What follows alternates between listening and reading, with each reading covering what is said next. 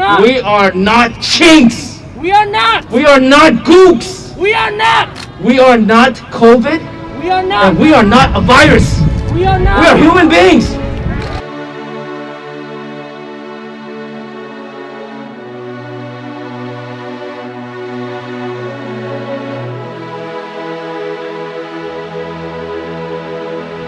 Members of our community were murdered in cold blood on Tuesday.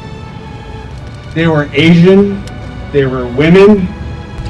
Thank you all so much for coming and being with us today to bear witness to one of the nightmares that have come to life.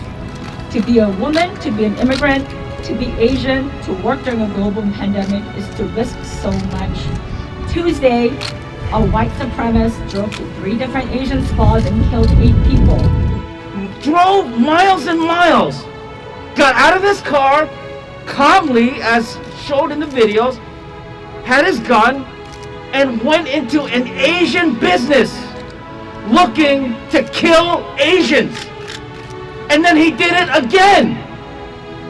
Drove to another Asian business to kill more Asians, and then yet a 3rd Asian business to kill Asian Americans.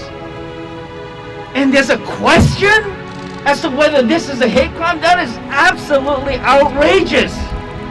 This is the kind of thing that continues the violence and attacks against Asian Americans all across this country.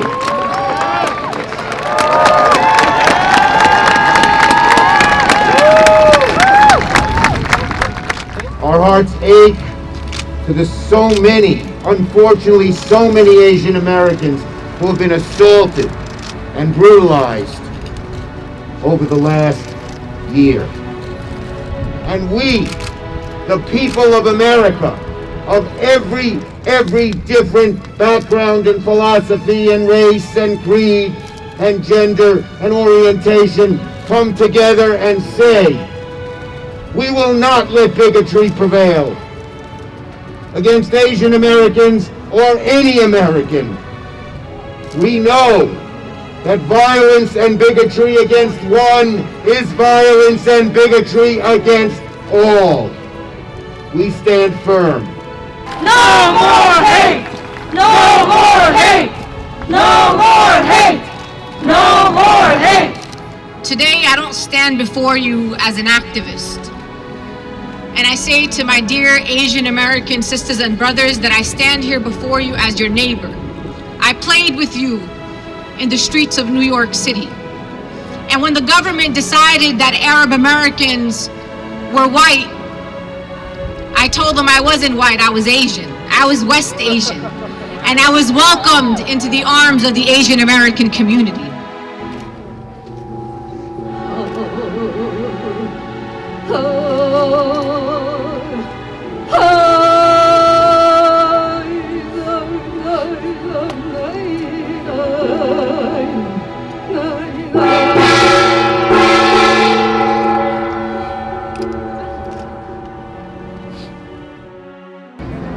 I think that the United States was based on racism from the beginning and prejudice, and I think that this is an extension of it, and that we need to completely change our country in order to understand that most of us are immigrants and that we all need to stand together. And if we want to build a kind of a country that has the services and the communities that we want, we need to stand together and not be divided.